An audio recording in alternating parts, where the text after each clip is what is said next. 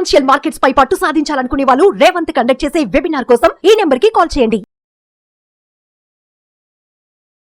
నమస్తే, welcome to Suman TV. నేను విష్ణు. ప్రస్తుతంతో పాటు amphi registered mutual fund distributor wealthy Chakradhar గారు ఉన్నారు. వారితో మాట్లాడదాం.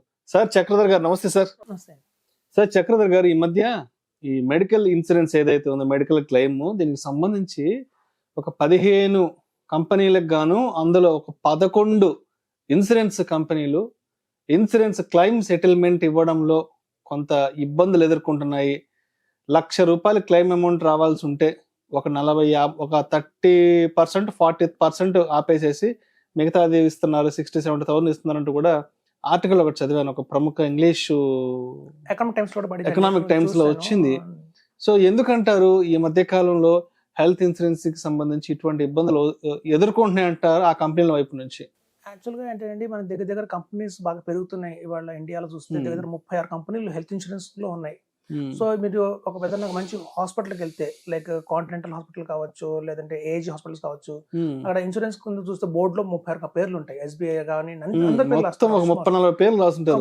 సో ఇన్ని కంపెనీలు బయట మార్కెట్ లో ప్రమోట్ చేస్తున్నాయి, హెల్త్ ఇన్సూరెన్స్ తీసుకోండి అని చెప్పి. ఇప్పుడు చూడండి, హెల్త్ ఇన్సూరెన్స్ లో ఎలా జరుగుతుందో చూద్దాం. ఎప్పుడైతే ఏ కంపెనీ అయినా సరే మన దగ్గర ₹100 ప్రీమియం కలెక్ట్ చేస్తారండి. ఆ కలెక్ట్ చేసిన ₹100 ప్రీమియం లో ₹30 వాళ్ళ ఎక్స్పెన్సెస్ కింద పెట్టుకుంటారు. అందులో వాళ్ళ డాక్టర్స్ కి ఇచ్చే ఫీజు కావచ్చు, బ్రాంచ్లు కట్టేయాల్సిన రెంట్ కావచ్చు, ఇతర ఎంప్లాయీస్ శాలరీస్ అన్ని కూడా 30% ఎటు వెళ్ళిపోతుంది. కేవలం ₹70 మాత్రమే పక్కన పెడతారు క్లెయిమ్ ఇవ్వడానికి. ఇప్పుడు చూడండి, చాలా కంపెనీస్ లో జరిగేది ఏంటంటే చాలా పాలసీలు ఉంటాయి. మా ఒక కంపెనీలో 5-6 పాలసీస్ ఉంటాయి. అందరూ అనుకుంటారు ఏంటంటే ఏ పాలసీకి వచ్చిన అమౌంట్ కూడా పూల్ చేసి పెడతారు, ఏ పాలసీకి వాళ్ళు కూడా ఏదైనా వాడుకోవచ్చు అమౌంట్ అనుకుంటారు. కానీ చాలా తప్పండి. అది చాలా మంది తెలియదు. ఎస్క్రో అకౌంట్ అని ఒకటి ఉంటుంది అనమాట. అంటే ఏ పాలసీకి సంబంధించిన క్లెయిమ్ ఆ పాలసీ వాళ్ళకి ఆ అమౌంట్ ఇవ్వాలి. సో ఇట్లాంటి టైంలో ఏమవుతుందంటే కొన్ని కంపెనీస్ లో కొన్ని పాలసీస్ చాలా క్లిక్ అవుతాయి, బాగా హైగా క్లిక్ అవుతాయి. క్లిక్ అయ్యి అవి బియాండ్ ద లిమిట్ అమ్మేస్తారు ఈ ఏజెంట్స్ అందరూ కూడా. దాని కెపాసిటీ 100 పాలసీలు అయితే వీళ్ళు 200 పాలసీలు అమ్మేస్తారు. సో దాంతో ఏమవుతుందంటే ఆ పర్టికులర్ ఫండ్ లో క్లైమ్స్ ఎక్కువ వస్తాయి. వాళ్ళు రియాల్స్గా బాస్కెట్ లో ఉండేదో 10,000, క్లైమ్స్ రూపంలోనేమో 15,000 దాకా వెళ్ళిపోతుంది ఒకసారి. సో మరి 15,000 ఇవ్వాలి క్లైమ్, ఉన్నదేమో 10,000. అంటే అందరికి కూడా సమాంతరంగా కట్ చేస్తారండి. సో అదే మెయిన్ రీజన్. ఇంకోటి ఏంటంటేనండి, చూడండి, ఇప్పుడు చాలా మంది కూడా హాస్పిటల్స్ లో జాయిన్ అవుతున్నప్పుడు, రీసెంట్ గా ఎగ్జాంపుల్ చెప్తాను, నా దృష్టికి వచ్చింది. మీకు ఒక ఫేమస్ చిల్డ్రన్ హాస్పిటల్ ఉంది మన హైదరాబాద్ లో. సో హైదరాబాద్ లో పిల్లాడికి ఏమైందంటే ఫీవర్ వచ్చింది. 1 or 2 ఫీవర్ ఉంది, కొంచెం షివరింగ్ ఉంది, వామిటింగ్స్ అవుతున్నాయి. వాళ్ళు వెంటనే ఏమన్నారంటే డాక్టర్స్, ఇది కొంచెం మైట్ బి డెంగ్యూ అన్నారు. డెంగ్యూ లాగా ఉందండి, అడ్మిట్ చేసేద్దాం. రిపోర్ట్ అవడానికి 3 రోజులు పడుతుంది మళ్ళీ. సో రిపోర్ట్ అవడానికి 3 days పడుతుంది. సో డెంగ్యూ అని చెప్పి అడ్మిట్ చేస్తారు. సో మనం కూడా పిల్లలు కాబట్టి టెన్షన్ పడతాం పేరెంట్స్ సాధారణంగానే. మనకంటే కొంచెం రిస్క్ తీసుకుంటాం, కానీ పిల్లలు రిస్క్ తీసుకుంటాం. సో అడ్మిట్ చేసేస్తాం. చేసిన తర్వాత ఏమవుతుందంటే డెంగ్యూ నెగిటివ్ వచ్చింది.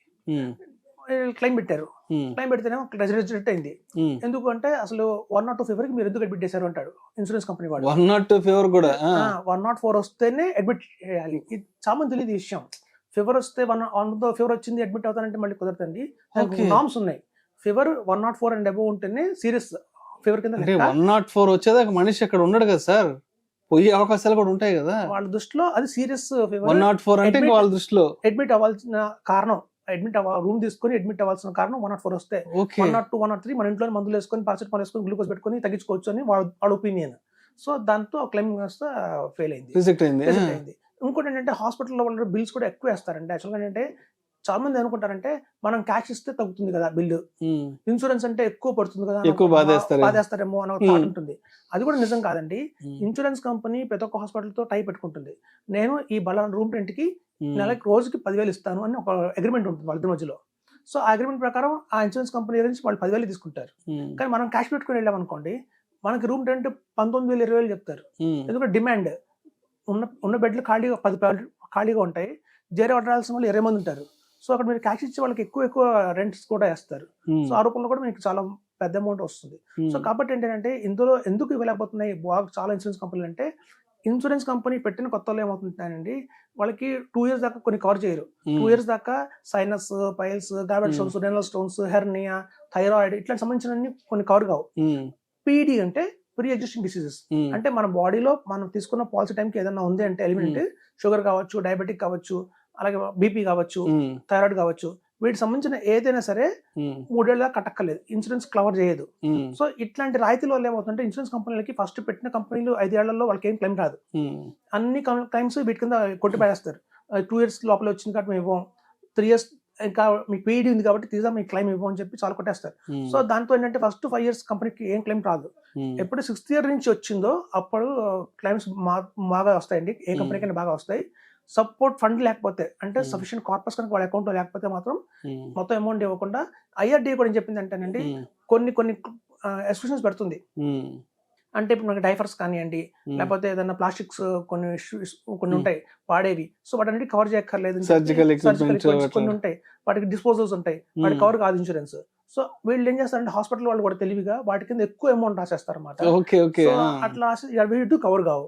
సో మళ్ళీ మనం ఎవరైతే కష్టపడుతున్నా ఆయన చేతి నుంచి పడుతుంది. సో కాబట్టి మనం మైండ్ లో పెట్టుకోవాల్సింది ఏంటంటే ఏదైనా ఇన్సూరెన్స్ కంపెనీకి బాగా వస్తున్నాయి అంటే జనాలు బాగా ఎక్కువ మంది తీసుకుంటున్నారు అంటే మాత్రం అది క్లైమ్స్ ఇచ్చే పరిస్థితులు లేదు. ముందు పర్టికులర్ పాలసీకి ఎంతమంది ఉన్నారు పాలసీ హోల్డర్స్ చూసుకోవాలి. ఆ కంపెనీకి కాకుండా బెస్ట్ ఎగ్జాంపుల్ చెప్తానండి, మనం స్టార్ హెల్త్ ఇన్సూరెన్స్ తీసుకుందాం. అందులో మీకు మెడిక్లాసిక్ పాలసీ కానివ్వండి, ఫ్యామిలీ హెల్త్ అప్టిమా కానివ్వండి, అలాగే సీనియర్ సిటిజన్ డెట్ కార్పెట్ కానివ్వండి, వీటికి కూడా పూర్తి అమౌంట్ వాళ్ళు ఇవ్వరు. అందులో చాలా ఉంటాయి, సబ్ లిమిట్స్ చాలా ఉంటాయి.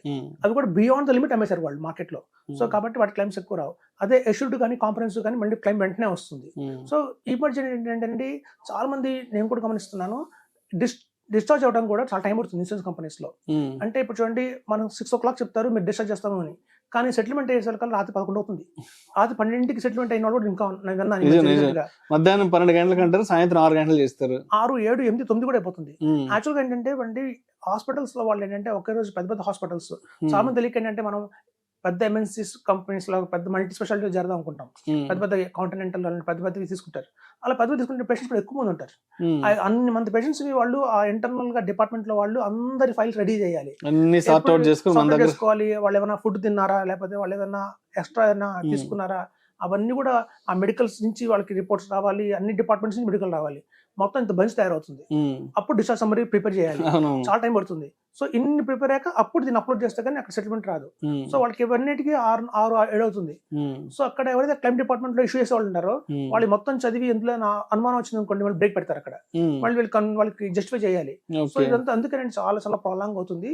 సో సాధ్యమైనంత వరకు క్రెడిట్ కార్డు ఉంటే దాంతో పే చేసుకుని రీఎంబర్స్మెంట్కి వెళ్తే అది బెటర్, మనం వెంటనే బయటికి రావచ్చు. లేదంటే వాటికి చాలా సేపు మనకు అన్నెసరీగా ఎందులో అవుతుంది. సో కాబట్టి నండి మొత్తం క్లైమ్స్ ఇవ్వట్లేదండి, చాలా మంది కంపెనీస్ గమనిస్తున్నాను. చాలా కంపెనీస్ మా మార్కెట్ లో ఉన్నా కానీ వింటున్నాము.